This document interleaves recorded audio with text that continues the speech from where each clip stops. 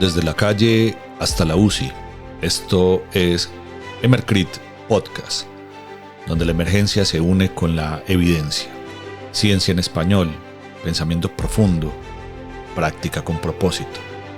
La revolución del paciente crítico comienza ahora.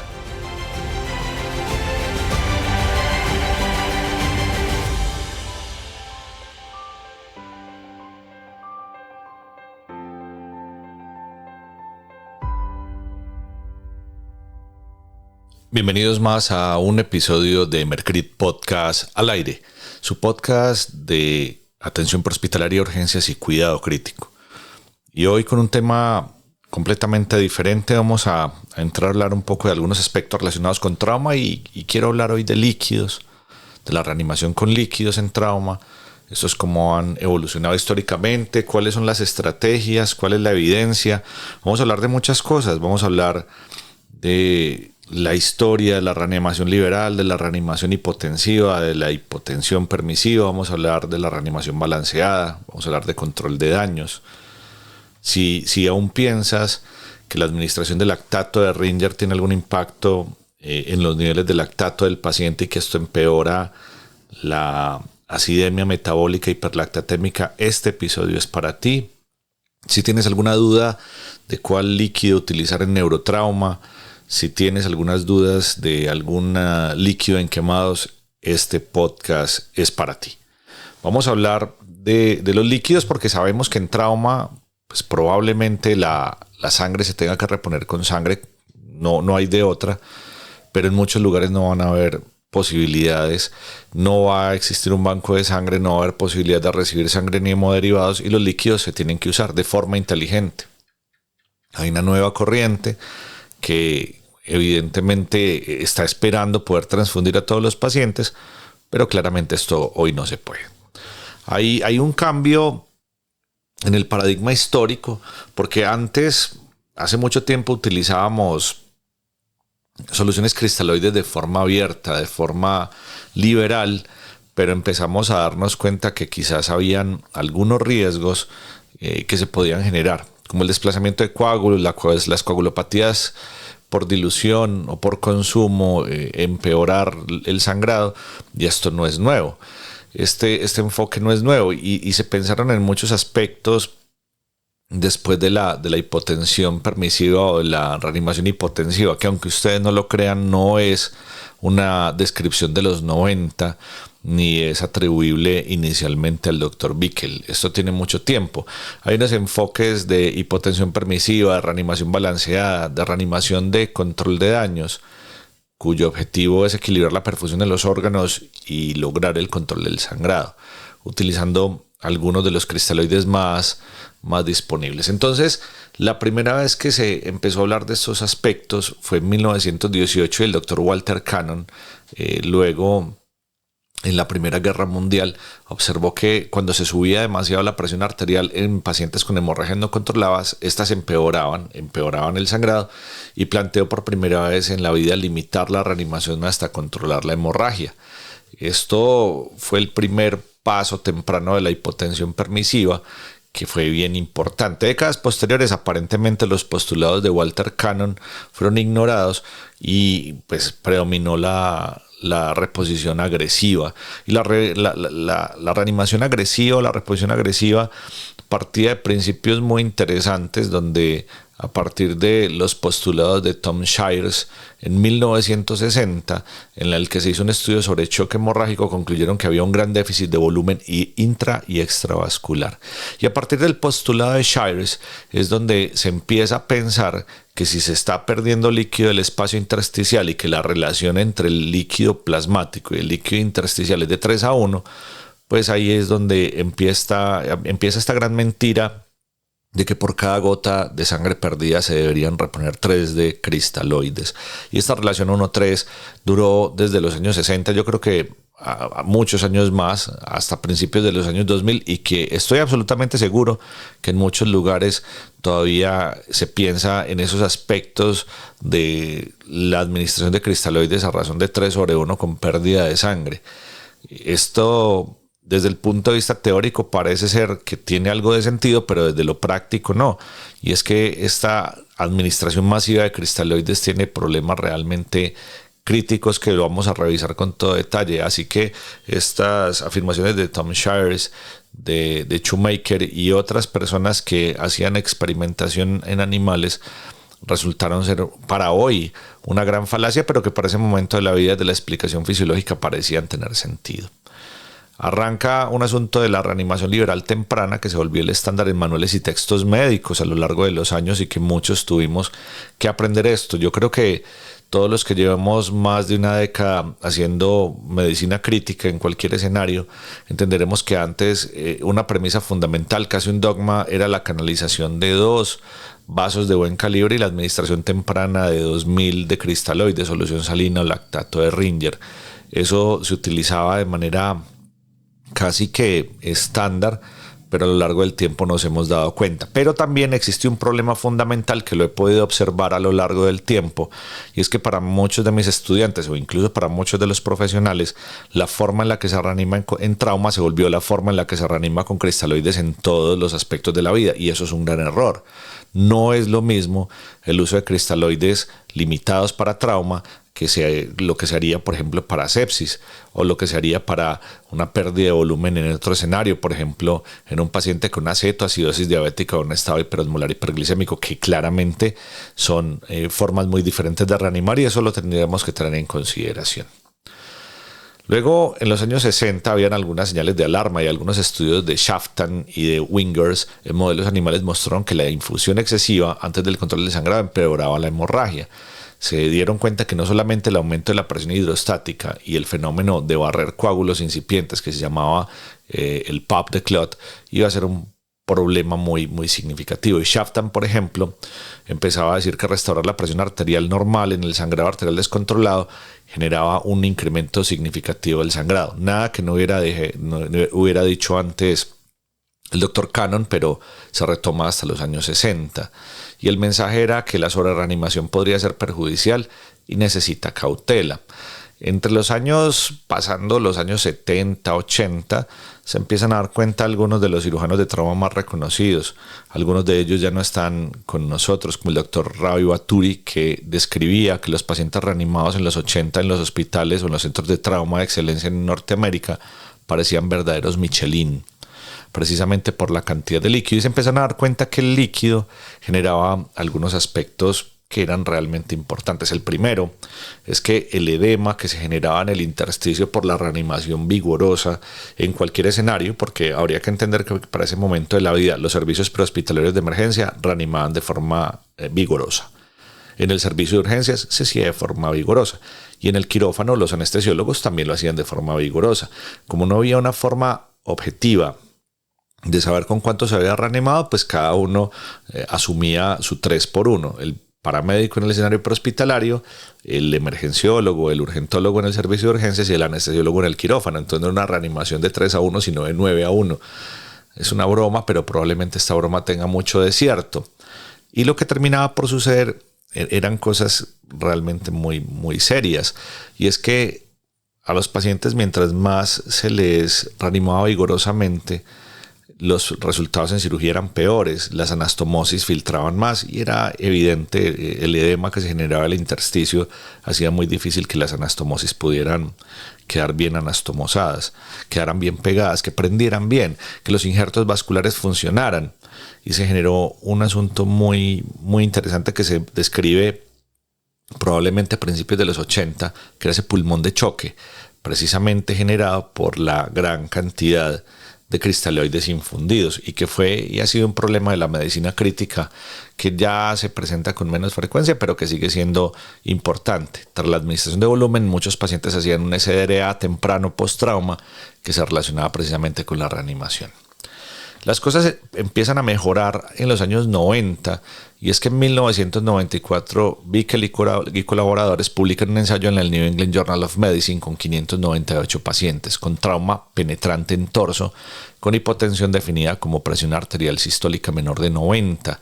El grupo de control, o más bien los grupos, eran un grupo con líquidos inmediatos en la escena y el otro era retrasar los líquidos hasta el quirófano. Los resultados del estudio de Bickel eran mayor sobrevida con la reanimación diferida y esto validó la hipotensión permisiva. Así que la titulación de los líquidos era muy importante, tratar de disminuir el desplazamiento de los coágulos era una buena idea y aparentemente con esa intervención la tríada de la muerte, que sigue siendo hipotermia, acidosis y coagulopatía, se podía limitar. Estoy hablando de la tríada y ahorita hablaremos por qué el diamante sí, por qué el diamante no. Y había una limitación importante y es que esta intervención propuesta por Bickel en el 94 contraindicaba el uso de hipotensión permisiva en pacientes con trauma cráneoencefálico o con lesión cerebral traumática. Y la razón fundamental pues, es que la hipotensión en un paciente con aumento de la presión endocraneal va a terminar por disminuir la presión de perfusión cerebral. Entonces necesitamos mejorar valores de presión arterial en este caso en particular. Utilizar y hablar hoy de reanimación hipotensiva realmente no es preciso, y hablar del trabajo de Bickel hoy no es preciso. El trabajo de Bickel fue solamente con trauma penetrante. El trauma cerrado también merece una revisión especial y la contribución es innegable, pero probablemente estamos hablando de algo que estemos a punto de cumplir 40 años con él y que aunque es valioso quizás no sea la mejor forma de definirlo hoy en día o no sea una única forma de reanimar. En los años 2000 empieza la reanimación balanceada y el control de daños, y en mediados de los 2000 surge la reanimación de control de daños, que fue descrita por el Dr. John Holcomb y por el Ejército de los Estados Unidos, que tenía unos pilares fundamentales. 4 pilares tiene esta reanimación de control de daño, que es la hipotensión permisiva, que fue descrita por el Dr. Bickel, la reanimación hemostática temprana, que es el uso temprano precoz de sangre, plasma, plaquetas en proporciones balanceadas de 1-1-1, el control quirúrgico rápido y la prevención de la tríada letal. Son los pilares fundamentales. Y aquí voy a invitarlos a que vean una película donde se ve realmente cómo los pilares de la reanimación de control de daño se llevan a cabo. Esta se llama La caída del halcón negro o Black Hawk Down, donde en el Medevac se puede llevar a cabo estos principios fundamentales mejorando la supervivencia de los lesionados. Una película espectacular que quizás describe la magnitud de esto que se venía hablando a principios de los años 2000, que es la reanimación de control de daños. Aunque el evento de Mogadishu ocurrió en los 90, la descripción y parte de lo que se venía haciendo desde los años 90 y se publicó finalmente en el 2000. Esta reanimación balanceada y el control de daño tenía como meta principal evitar el daño iatrogénico por la reanimación y abordar la coagulopatía desde el inicio, pensando en una reanimación balanceada y hemostática con la proporción de glóbulos rojos plasma y plaqueta 1-1-1 y el inicio del intento del uso de ácido tranexámico para tratar de disminuir esa coagulopatía de consumo. La evidencia de que esto funcionó se hizo básicamente en un par de estudios muy interesantes. Uno de ellos era el PROP del 2015, donde el resultado de 1-1-1 en relación a lo que se utilizaba antes en transfusión mejoraba la hemostasia y reducía las muertes por hemorragia. Luego aparecen estudios como el CRASH para el uso temprano de ácido tranexámico y que los conocemos y hasta ahora son historia. En el estado actual, las guías de trauma, las guías europeas de trauma, las guías de ATLS, incluso en su nueva edición, restringen los cristaloides, y eso es muy importante porque sabemos los efectos que pueden llegar a tener y nos ponen algunas metas de presión arterial que para trauma penetrante son valores de presión arterial sistólica que pueden rondar los 70 más o menos y para trauma cerrado de 80-90. Mayores valores de presión arterial, probablemente mayor mortalidad, y tras el control de la hemorragia se puede continuar con la reanimación y mejorar la perfusión.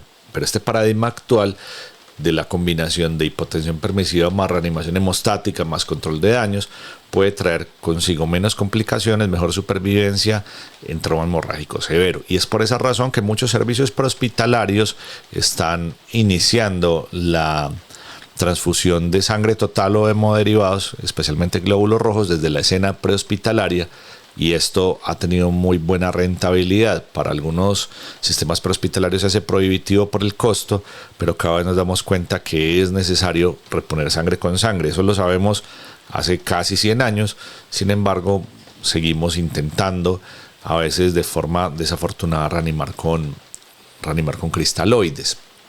Esta reanimación liberal, que es importante y que fue importante a lo largo del tiempo, tenía una particularidad que llama la atención, y es que cuando se empezaban a reanimar los pacientes de forma liberal, los pacientes tendrían una leve mejoría, una cierta mejoría. Entonces, la administración de 2.000, 3.000, 4.000 mililitros de cristaloide, los pacientes les mejoraba el nivel de conciencia, les mejoraban los pulsos distales, y esto parecía un buen signo, una buena señal para quienes lo reanimaban. Sin embargo, luego nos empezamos a dar cuenta del fenómeno de pop de clot, de la coagulopatía dilucional, de la hipotermia, porque estos líquidos van a estar fríos, de la acidosis metabólica, y se describen esos problemas de la tríada de la muerte. Entonces hay una evidencia muy importante donde se empezaron a estudiar pacientes y a seguir, y un estudio con 17.000 pacientes donde a partir de 2 litros en el 40% de ellos había algo de coagulopatía por dilución, y cuando había más de 4 litros el 70% tenían coagulopatía por dilución. Muchos de ellos ya se les había administrado al menos 1.5 litros antes del ingreso, y eso aumentó el riesgo de síndrome compartimental abdominal, edema pulmonar, como ya lo habíamos hablado, el riesgo de ese pulmón de choque, y disfunción multiorgánica. Esa era una base de datos que se llama NTDB, que se hizo en Estados Unidos, y que empezó a restringir el uso de líquidos prehospitalarios rutinarios porque aumentaban la mortalidad con un OR de 1.1 a 1.4, sobre todo en trauma penetrante, en pacientes hipotensos o con necesidad de cirugía inmediata. Entonces, la conclusión básicamente de esto era que esa estrategia fue abandonada, la de la reanimación liberal, donde más líquido probablemente no era igual a mejores resultados, y que incluso se sabía que podía ser dañino. Interesante el asunto, porque hoy sabemos que cuando llevamos más de 2.000 inicia la coagulopatía por dilución. El iniciarla no es necesariamente instaurada en su máximo esplendor, pero mientras más pérdida de volumen, probablemente más riesgo de intentar reponer con cristaloides, y ya conocemos las consecuencias. La hipotensión permisiva y la reanimación hipotensiva, que ya habíamos hablado un poco de ella, pero quiero hablar desde la evidencia algunos aspectos importantes. Entonces se la debemos a Cannon en 1918 y validada clínicamente por Bickel en los 90, en el 94, cuyo principio fundamental era limitar los líquidos para mantener la presión arterial sistólica aproximadamente en 80-90, o con la presencia de pulso radial palpable, cuyo objetivo era una perfusión mínima pero suficiente para no generar ese fenómeno de pop de clot. Los beneficios claramente se demostraron con disminución de la pérdida sanguínea, requerimientos transfusionales, disminución de complicaciones, entre ellas todas las que conocemos. Y es un modelo muy interesante, que algunos de esos aspectos se siguen teniendo en consideración. La evidencia es una evidencia importante, pero también hay un problema que ocurre con algunas poblaciones, no solamente con los pacientes con lesión cerebral traumática, sino también con ancianos, pacientes con cardiopatías isquémicas, porque aumenta de manera muy significativa la hipoperfusión, el riesgo de un infarto o de una enfermedad coronaria tipo 2, precisamente por la hipotensión. Entonces sigue ocurriendo y sigue pasando el tiempo para que se siga reanimando con volumen, y las cosas no cambian mucho en el tiempo, y no cambian mucho probablemente porque se estaban buscando por otros lados. Se estaba buscando por la disminución en los tiempos de respuesta de los sistemas prehospitalarios, porque se estaba intentando la reanimación con otras soluciones como los coloides, se intentó en algún momento la reanimación por otras medidas diferentes como la solución salina hipertónica, y no importaba el modo en el que ocurriera, la mortalidad no había cambiado de manera significativa. El intento continuaba siendo desesperado, y desde que se describieron los cristaloides, la mayor parte del tiempo hemos reanimado de forma liberal, entendiendo que, aunque era evidente lo que estaba ocurriendo, aunque el síndrome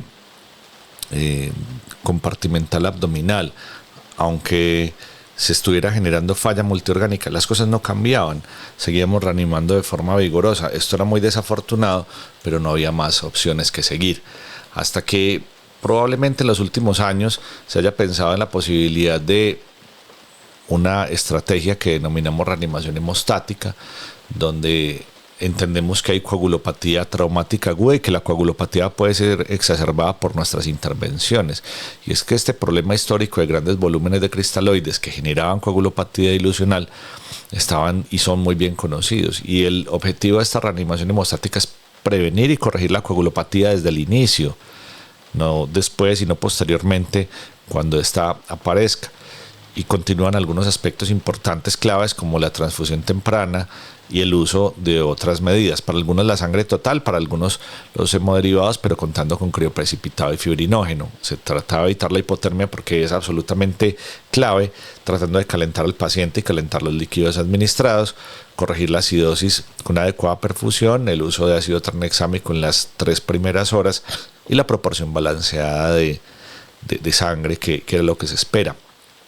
El escenario prehospitalario fue fundamental porque a lo largo de esto nos damos cuenta que muchos pacientes tenían lesiones y sangrados masivos y que los eventos, por ejemplo, con tiradores activos, y que la guerra nos enseñó que había un punto crítico de sangrado. Probablemente una de las contribuciones más importantes para la disminución en la mortalidad son las estrategias de control del sangrado temprano, porque no hay sangre más valiosa que la que está en el espacio intravascular. Por más que estrategias muy bien estructuradas de administración de sangre y hemoderivados se han establecido, sabemos que la sangre que está circulando, la sangre que está al interior del espacio intravascular, tiene todas sus capacidades y que probablemente la sangre que se vaya a transfundir no tenga la misma eficiencia en términos de transporte de oxígeno, coagulación, etc.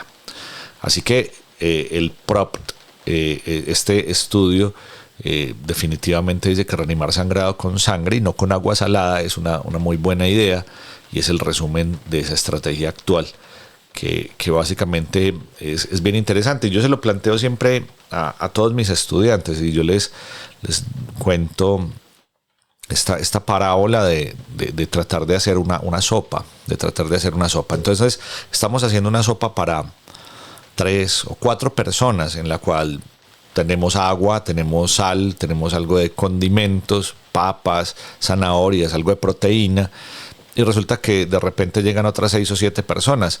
Entonces les pregunto a todos que qué harían, y la gran mayoría, entendiendo que no hay más proteína, que no hay más papas, entonces la mayoría dicen le echo o le pongo agua. Agua no sería suficiente para que más o menos mantenga el sabor a sopa. Uno le pone un poquito de agua con sal, pero llegará a un punto crítico donde la sopa deje de ser sopa. Porque, como decían nuestras abuelas, donde comen 2, comen 3, pero probablemente no 10. Y este aspecto es muy importante cuando estemos pensando en la reanimación con volumen. Nuestros pacientes se mueren de hipovolemia, no de anemia. Sin embargo, la capacidad para reanimar de las soluciones cristaloides es limitada. Entonces, entrando en ese mundo de los cristaloides, han cambiado de forma significativa a través del tiempo la disponibilidad y lo que hay. Los cristaloides en general son los líquidos de primera línea en trauma porque son muy disponibles, porque tienen un muy bajo costo y porque son fáciles de almacenar. No requieren muchos aspectos logísticos. Entre ellos, quizás el primero, el más disponible, es la solución salina al 0.9% cloruro de sodio, luego el lactato de Ringer o solución de Harman, que es una solución más o menos balanceada, y ya hay algunos modernos que pueden estar disponibles como el acetato de Ringer, el Plasma Light, que tiene una concentración un poquito más fisiológica, pero que no está disponible en todos los escenarios, que probablemente, dadas sus condiciones, parezca ser una promesa importante, pero que tiene las mismas limitaciones de todos los cristaloides en términos hemostáticos y en términos de coagulopatía por dilución. Entonces arranquemos hablando uno por uno de ellos. La solución salina, el cloruro de sodio. El cloruro de sodio nos lo han vendido siempre como solución fisiológica. Entonces yo creo que eso es la primera mentira. La solución salina no es una solución fisiológica y no se debería decir suero fisiológico por muchas razones. Y es que tiene una cantidad altísima de cloro. la cantidad de cloruro es de 154 miliosmoles por litro, cuando en el cuerpo el valor normal del cloro es de aproximadamente 95 a 100 mil equivalentes por litro, o sea que tiene una cantidad muy alta. En sodio también tiene una cantidad importante de 154 miliosmoles, la cantidad o la osmolaridad es de 308. Entendiendo que en el cuerpo la osmolaridad es de 295, una solución de 308 miliosmoles por litro es teóricamente levemente hipertónica. Yo sé que se ha clasificado toda la vida como una solución isotónica, pero esos miliosmoles de más le proveen un poquito de osmolaridad que está por encima de la plasmática. Ese cloro de sodio tiene un coeficiente de refracción de más o menos unos 30 a 35 minutos, eso quiere decir que dura ese tiempo en el espacio intravascular y que rápidamente lo abandona para irse al espacio intersticial, tiene un efecto bastante limitado. Hay un efecto adverso principal y es que los grandes volúmenes pueden y van a producir acidosis metabólica hiperclorémica y esta solución o este electrolito se ha asociado a mayor riesgo de lesión renal aguda por sobrecarga de cloro. Hay muchas evidencias y hay un ensayo que se hizo en trauma donde se evaluaron soluciones balanceadas para tratar de evaluar el estado ácido-base y básicamente esta salió muy mal librada. Sin embargo, la seguimos utilizando con mucha frecuencia porque para nosotros, para la mayoría, será utilizar o solución salina o lactato de Ringer porque no siempre hay disponibilidad de plasma light.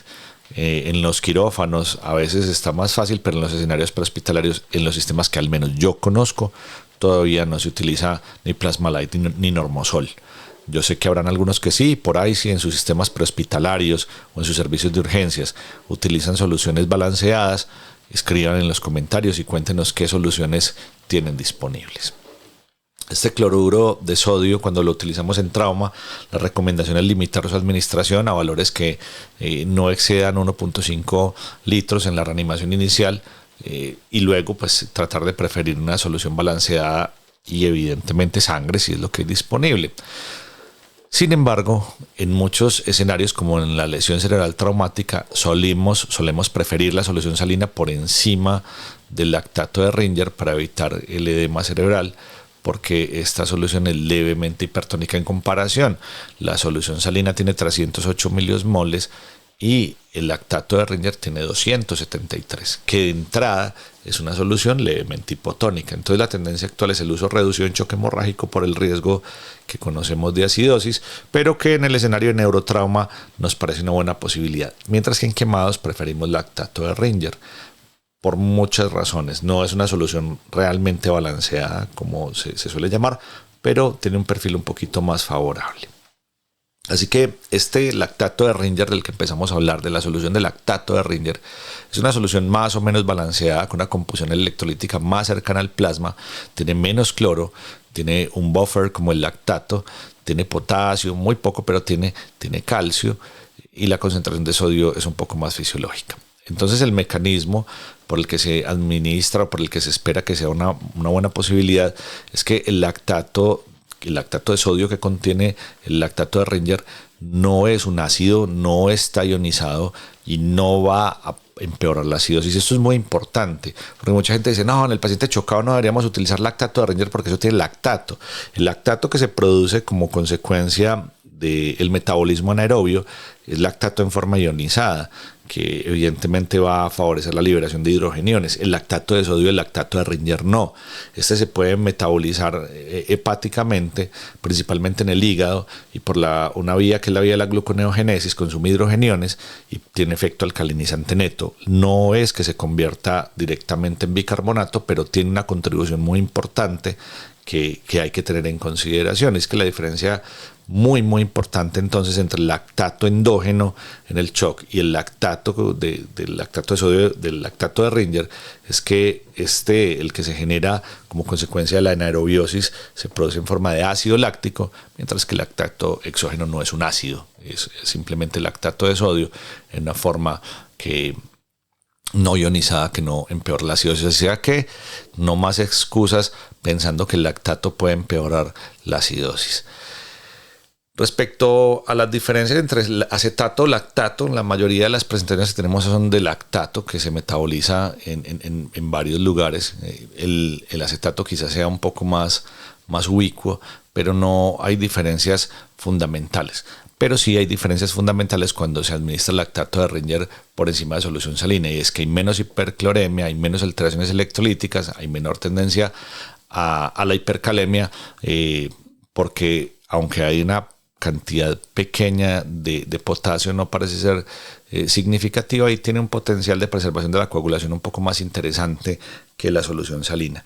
Hay una discusión bien interesante con respecto al lactato de Ringer, es que en algún momento de la vida se pensaba que el lactato de Ringer tenía un potencial tóxico, que las moléculas podrían tener algo de potencial tóxico. Mucho de esto se ha desestimado, y aunque es una solución limitada, pues la seguimos utilizando. La otra discusión que hay, que es bien interesante, se relaciona con un aspecto muy especial, y es saber si el lactato de Ringer o la solución de Harman son cosas diferentes, difieren la una con respecto a la otra. Ya hablaremos un poco de eso al respecto, pero claramente sí hay algunos aspectos diferentes. Entonces, el lactato de Ringer y la solución de Harman en teoría son prácticamente lo mismo. Las diferencias son mínimas en la composición y según el país y el fabricante. La composición típica de Harman, que se produce en el Reino Unido en los pacientes de la Commonwealth, tiene una composición aproximadamente de 130 miliequivalentes de sodio, 111 de cloro, 5 de potasio, 2 de calcio y 29 miliequivalentes por litro de lactato. Mientras que la forma de Ringer lactato o lactato de Ringer norteamericana y latinoamericana, que somos la que utilizamos habitualmente, tiene 130 miliequivalentes de sodio, uno menos que la solución de Harman, tiene 109 miliequivalentes de cloro, 2 menos que la británica, 4 de potasio, una menos, 3 de calcio, una más de calcio, y 28 de lactato, una menos. O sea que teóricamente son soluciones bastante similares, que podrían ser comparables, y que cuando hablamos del nombre estamos utilizando prácticamente lo mismo. La diferencia son 2 o 3 mil equivalentes de diferencia. ¿Y cuál es la historia? Básicamente le debemos en el siglo XIX a Sidney Ringer el desarrollo de la solución original. Luego, en 1930, Alexis Harman añade lactato para tratar la acidosis en pediatría, y las diferencias de nombre son por tradición y por marca original, pero se comportan igual en cirugía, en trauma, en reanimación, en quemados, y bueno, pues la elección dependerá de lo que tengas. Así que muy probablemente los que me están escuchando en este lado del mundo, nosotros vamos a tener con mayor facilidad la posibilidad de tener lactato de Ringer. Seguramente algunos van a tener solución de Harman, pero lo habitual por lo que les he descrito y por el lado del mundo donde estamos es el uso de lactato de Ringer. Muy bien, cristaloides adicionales, el Plasma-Lyte y el Normosol, son, yo creo que una de las evoluciones más recientes de los cristaloides balanceados. Estos realmente sí son balanceados, contienen sodio, potasio, magnesio, y tienen algunos buffers que pueden ser acetato gluconato, pero no tienen calcio. Y eso es muy importante, porque uno diría, bueno, Alejo, pero el calcio es muy importante por múltiples razones. Pero esto evita problemas de compatibilidad en transfusiones masivas, por ejemplo, porque el calcio puede facilitar algunos problemas adicionales cuando se adiciona la solución o las soluciones junto con la administración o con la transfusión. Mientras que posteriormente, como regla universal, uno generalmente sí pone calcio por el riesgo, sin ninguna duda, de la coagulopatía por citrato, que genera el citrato de sodio que tiene la sangre y que quela el calcio. Entonces el acetato y el gluconato se suelen metabolizar a bicarbonato. No es tan estricto, a bicarbonato no es la vía, pero es la forma más fácil en la que me lo pueden entender, incluso en pacientes que están hipoperfundidos con disfunción hepática. Esto puede tener algún impacto importante sobre la acidosis, y es algo que se agradece de manera significativa, lo mismo que el bajo contenido de cloro, que puede tener un efecto importante al disminuir la acidemia y al disminuir el riesgo de lesión renal.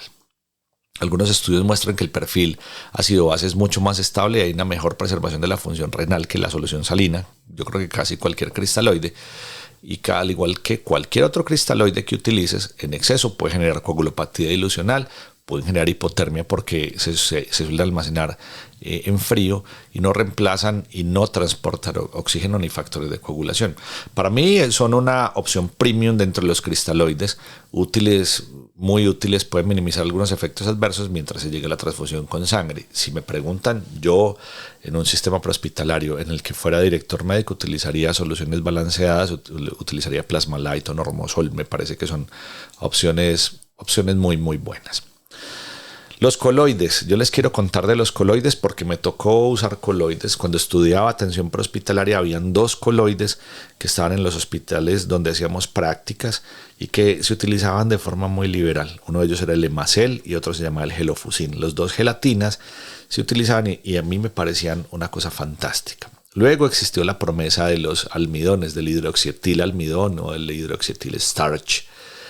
Estábamos muy entusiasmados, eso fue aproximadamente en el 2009, pero con unos 20 años que se promovieron el uso de los dextranos, que eran moléculas de carbohidratos enormes que no se modificaban y que precisamente se favorecían de eso, de la presión coloidosmótica y no de la presión de la que se favorecen los electrolitos, que es la presión osmótica que genera el sodio en un caso particular. En este caso se tratan de comportar parecido a las proteínas plasmáticas, entonces arrancan los problemas, porque esto eran alternativas a los cristaloides, pero tenían varias cosas, mucho mayor costo, pero inicialmente se pensaba que el efecto expansor era muy bueno y que se requería menos volumen, y esto parecía muy prometedor, y les tengo que decir que era muy prometedor. Yo estuve muy ilusionado con los coloides, los traté de defender por allá cuando estaba empezando a estudiar medicina, pero no tenía la suficiente experiencia. Lo que termina sucediendo en el escenario prehospitalario es que uno cree que los pacientes mejoran con lo que haces, pero falta mirar los estudios de supervivencia a la alta hospitalaria para saber si realmente esto funciona muy bien. Y al igual que los cristaloides en grandes cantidades, los pacientes parecen mejorar, pero puede ser un espectro nomás. Ellos no mejoran realmente y al final se pueden complicar. Se arrancaron con los dextranos. Les tengo que contar que yo no conocí nunca los dextranos, nunca tuve dextrana en la mano y habían varios dextranos en virtud a lo grande de la molécula. Tenían muy alto riesgo de reacciones alérgicas, anafilactoides y anafilácticas, alteraciones hemostáticas y de lesión renal. Muchos de ellos terminaban en diálisis. Luego aparecían las gelatinas, el gelofundiol, el gelofuscin, el Emacel, que fueron muy populares. Aparentemente tenían menor toxicidad, hubo muy poca evidencia de su beneficio y sí había muchísimo riesgo de hipersensibilidad. Y luego los almidones, el Startach, el Pentarstach, el hidroxietil starch, que inicialmente eran muy prometedores. Tanto así que aproximadamente el año 2009, 2008 se utilizaban para cebar las máquinas de circulación extracorpórea en cirugía cardíaca. Entonces la promesa era impresionante.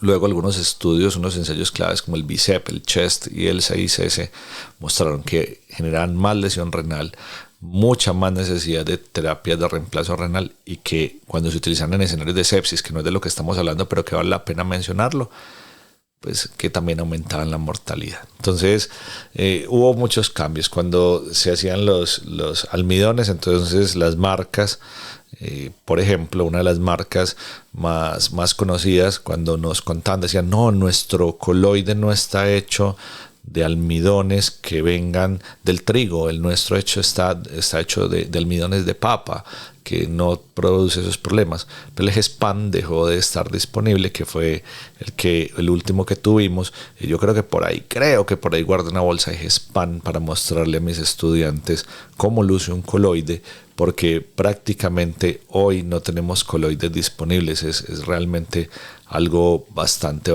extraño. Así que por consecuencias y por regulación existe una restricción y hay retiro de muchos coloides, especialmente el hidroxietil starch en muchos países, y los estudios que comparaban cabeza a cabeza los cristaloides con los humildes, los muy elegantes coloides con los humildes cristaloides, nunca demostraron superioridad. Ninguno de los estudios puede mostrar superioridad en ningún aspecto, incluso con los cristaloides, que terminan siendo mucho más baratos. Una bolsa de cristaloide comparada con una bolsa de coloide, creería que comparándolos más o menos una bolsa de un coloide de 500 mililitros comparado con una bolsa de solución salina o lactato de Ringer puede valer entre 15 y 25 veces más. Así que no es muy costo efectivo y nunca lo fue. Llega otro boom. Entonces pensamos que quizás las soluciones hipertónicas iban a ser la solución a los problemas. Y empezamos a pensar en algo muy importante. Y tiene sentido que si das una solución hipertónica empieces a reanimar el espacio intravascular a expensas del intersticio. Traigas el líquido del espacio intersticial. Y parece una idea brillante desde el punto de vista logístico. De hecho, los primeros escenarios donde esto ocurriera, escenarios de medicina táctica y operacional. Es mucho más fácil cargar bolsitas de 250 de solución salina al 7.5, que cargar bolsas y bolsas de solución salina al 0.9 o el lactato de Ringer. Entonces, este concepto de la solución salina hipertónica al 7.5 es una estrategia de resucitación de bajo volumen, de volúmenes de 250 mililitros o de 2 cc por kilo inicialmente para expandir volumen intravascular. Parecía muy bueno. Y sí habían unos beneficios teóricos, porque mejora la hemodinamia rápidamente, porque tiene un potencial para reducir la presión endocraneana, porque hay muchos efectos reológicos que se generan tras la administración de soluciones como estas.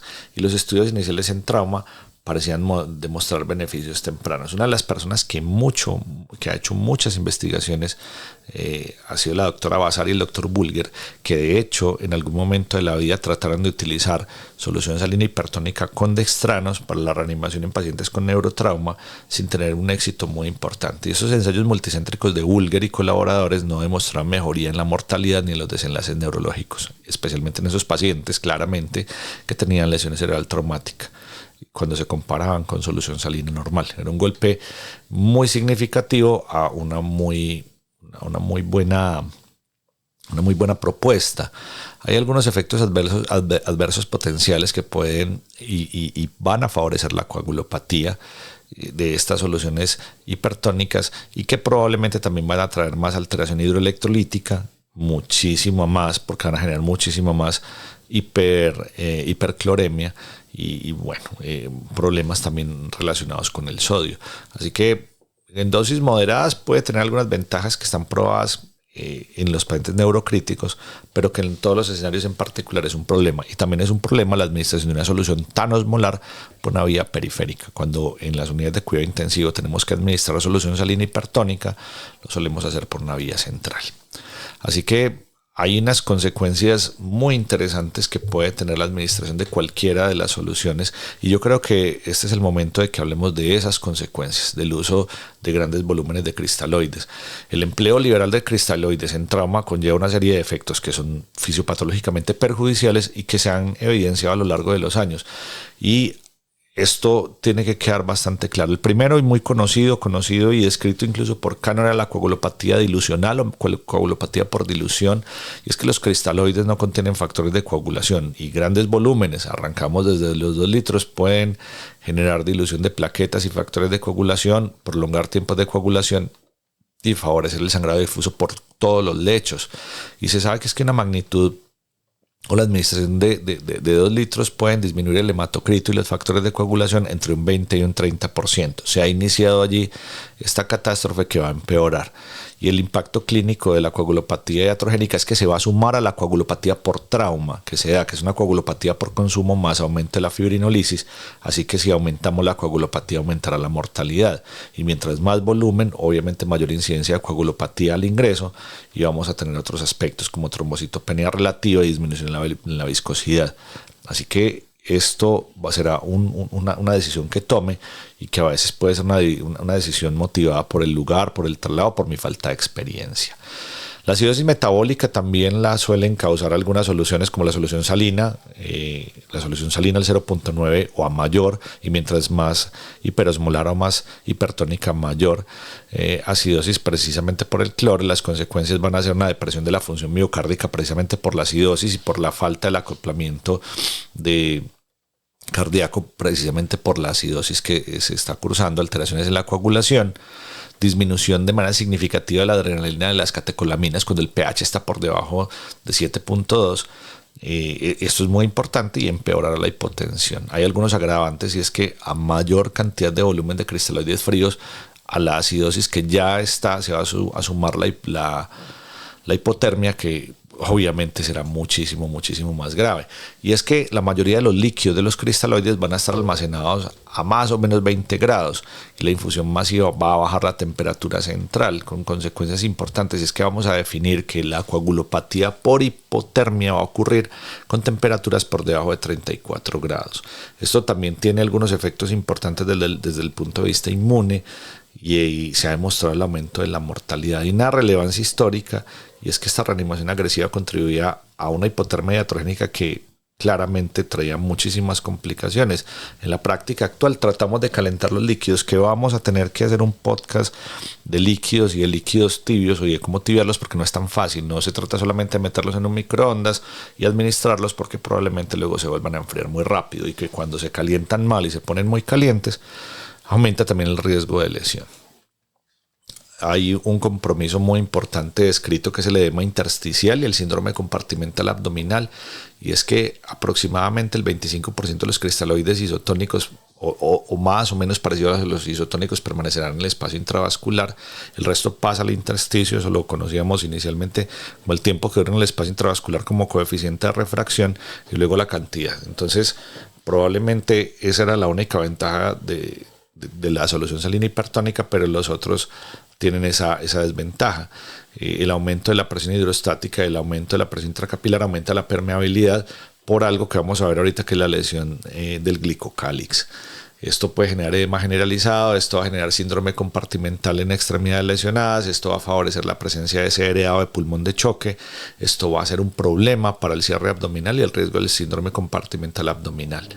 Y esto es consecuencia de decisiones que tomamos tras la administración de volumen. Y las alteraciones electrolíticas, que ya las conocemos y que pueden tener alguna relación importante, depende de la cantidad que administremos. Así que en ese aspecto nos obliga a ser un poco más estrictos.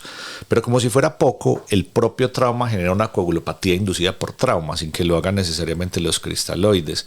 La visión antigua era atribuida principalmente a la dilución por grandes volúmenes de líquidos, y se atribuía a eso, y era una coagulopatía asociada a la reanimación. Pero en el conocimiento actual sabemos que hay una coagulopatía endógena temprana, que fue descrita por Brohy en el 2003, y que incluso sin líquido se llevaba a cabo, y que se ocurría por hipoperfusión, donde se activaba proteína C, que es una proteína que inhibe la coagulación, que se aumenta la liberación de trombomodulina cuando hay lesión endotelial, que hay acidosis por hiperlactatemia, que hay hipotermia por incapacidad de termorregular, y que hay consumo de factores de coagulación como un intento de parar el sangrado. Cuando no es eficiente, pues el cuerpo vuelve e intenta y empieza a gastar los factores de coagulación, y se genera una verdadera coagulopatía de consumo. Estas cosas ocurrirán de manera natural. Esa es la historia natural del trauma y del sangrado. Y si le agregamos los factores que se generan por reanimación con volumen, todo terminará en una catástrofe si no se hace de manera adecuada. Y evidentemente, cuando no hay mediación, se genera hiperfibrinolisis, que va a hacer que los coágulos rápidamente se deshagan y necesiten más consumo de factores de coagulación. Entonces, esta coagulopatía inducida por trauma trae algunos aspectos que van a empeorar muchísimo más también por efectos de los líquidos, como la dilución de factores de coagulación y plaquetas, la acidosis, la hipotermia, y hay una coagulopatía de consumo que también la generan los líquidos. Y es que cuando yo aumento la presión hidrostática administrando grandes cantidades de volumen, los coágulos que se han establecido se van a generar en ese fenómeno de pop the clot, se van a barrer, no van a ser útiles, y esto va a hacer, o se va a necesitar más factores de coagulación para tratar de hacer nuevos trombos, y evidentemente eso aumenta el consumo y el riesgo.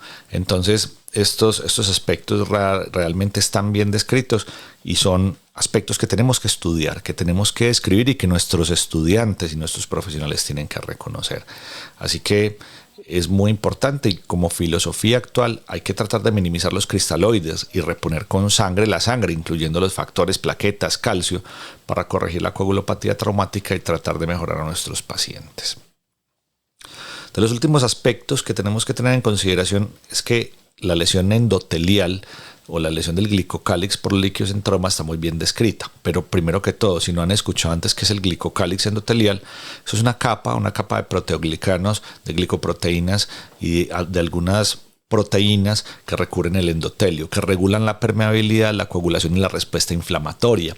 Y hay un aspecto muy particular: cuando hay choque, cuando hay trauma severo, existe una degradación acelerada de ese glicocálix, de esa protección endotelial. Eso se llama shedding. Y el shedding aumenta la permeabilidad capilar, el edema intersticial, aumenta la inflamación y empeora el pronóstico, y quizás sean uno de los factores relacionados con ese pulmón de choque. El impacto por los líquidos se ha tratado y se ha establecido, y es que los cristaloides que no tienen proteínas pueden favorecer el colapso o desprendimiento de ese glicocálix, que está mediado por algunas metaloproteinasas que tienen un impacto muy muy significativo. Algunos factores protectores como la albúmina del plasma pueden preservar y ayudar a restaurar el glicocálix tras ese fenómeno que puede llegar a ocurrir, pero hay algunos problemas adicionales. Uno de ellos es lo que se denomina la paradoja coloidosmótica, y es que hay un beneficio de la albúmina y el plasma no solamente por la presión coloidosmótica, sino por otros factores asociados precisamente a la preservación del glicocálix. Hay una posibilidad bien interesante, y es que cuando hay lesión del glicocálix hay una sustancia que se puede medir, que es la esfingosina 1-fosfato, y la elevación de esta sustancia nos está hablando de lesión endotelial, nos está hablando de lesión del glicocálix, y hoy lo sabemos con mayor conocimiento de causa, pero no medimos de manera habitual la esfingosina 1-fosfato. Sabemos también que el glicocálix puede activar receptores endoteliales que inhiben las metaloproteinasas y pueden llegar a protegerlo. Me refiero a la albúmina y a las proteínas plasmáticas, pero que realmente los cristaloides son bastante lesivos, bastante lesivos para el glicocálix. También sabemos que los eritrocitos y las plaquetas son ricos en esfingosina 1-fosfato, pero liberan 25 veces menos que las proteínas plasmáticas y que la albúmina, y que esta sustancia es realmente muy importante. Si está aumentado los niveles, probablemente es porque está lesionado el glicocálix, pero probablemente está ayudando a repararlo. La reposición con plasma fresco congelado logró restaurar completamente el grosor del glicocálix en algunos estudios experimentales y normalizar la permeabilidad vascular. Eso reduce la lesión pulmonar. La reposición con albúmina es muy importante, y esto tiene mucha relación porque se ha básicamente ido hacia otras esferas o hacia otras corrientes del manejo en cuidado intensivo, como en los pacientes que tienen enfermedades hepáticas, pero las soluciones cristaloides puras resultaron en persistencia de lesión del glicocálix, con un glicocálix muy adelgazado y con mayor shedding y mayor edema tisular. Los cristaloides dañan el glicocálix, es un problema mayor. Así que este es un problema que importa. Seguimos con algunos marcadores de daño que también son importantes. Uno de ellos se llama el sindecano 1 plasmático, que se eleva en el politrauma y en el choque, que se correlaciona con mayor requerimiento de líquidos y más disfunción orgánica y mortalidad, que tampoco lo medimos de manera habitual. Y la evidencia experimental en modelos porcinos es que la administración precoz de plasma puede tener algunos efectos bien interesantes. Así que tengan en cuenta el glicocálix en sus reanimaciones con cristaloides y entiendan que probablemente estemos haciendo bastante daño cuando utilizamos grandes cantidades de volumen. Así que me queda solamente contarles el último intento que hemos tenido para tratar de tener una solución que transporte oxígeno. Porque se han hecho muchos experimentos, pero hay una cosa clara: es que la sangre no solamente transporta oxígeno, también regula el equilibrio ácido-base, tiene que ver con la coagulación, con la inmunidad, con la defensa contra patógenos, y eso es muy difícil de reemplazar con una sola tecnología. Los perfluorocarbonos son algunos líquidos que se han intentado porque tienen una alta solubilidad de gases y pueden disolver el oxígeno, y en una primera instancia se pensaba que valdría la pena tenerlos en consideración como sustancias que podrían trasladar oxígeno o transportar oxígeno. No generan presión oncótica, pues solo si se combinan con coloides, y prometían un montón. Necesitan ser emulsificados con fosfolípidos y con alta-FIDOS para que puedan tener su máximo rendimiento, y hubo varios. El fluosol se utilizó en los años 80 y se trató de utilizar para algunos aspectos relacionados con hemodinamia, pacientes infartados y demás. El Oxygent también lo utilizaron para la circulación extracorpórea y llegó hasta un ensayo de fase 3 y fue retirado porque aumentó los ACVs en los pacientes tratados. El Oxysite se probó en lesión cerebral traumática y lesión medular sin consolidación. A Latinoamérica llegó se llama Pertoran, que se utilizó en Rusia y en México, pero tampoco fue muy útil. Yo nunca he visto un perfluorocarbonado, nunca lo he visto, porque hay limitaciones fisiológicas. Esto no corrige la hipovolemia, ni aumenta la masa eritrocitaria, que su eficiencia depende de una alta FiO2, que hay muchos efectos adversos como activación del complemento, depresión del sistema retículo endotelial, que puede tener problemas graves en los pacientes con trauma mayor, y que básicamente no funcionó para lo que se esperaba, y en trauma ni siquiera es una opción. Así que no más que decir para hoy, mucho más que decir de líquidos, mucho más que decir de lo que se viene, mucho más de las estrategias.